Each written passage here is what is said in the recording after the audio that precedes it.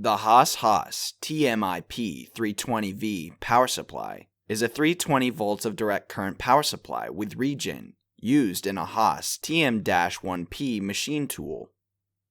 This power supply provides all the needed power for the motor axis and has built-in regeneration so it can quickly dissipate energy on fast stop cycles. This power supply arrived at ERD with a major burn hole in the input stage of the supply, along with a shorted 3-phase input bridge.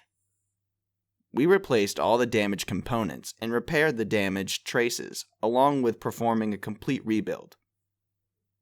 As shown in the video, we fully powered up the power supply and tested it for complete operation. Thanks for checking out the video. Subscribe to ERD TV for more videos of our repairs.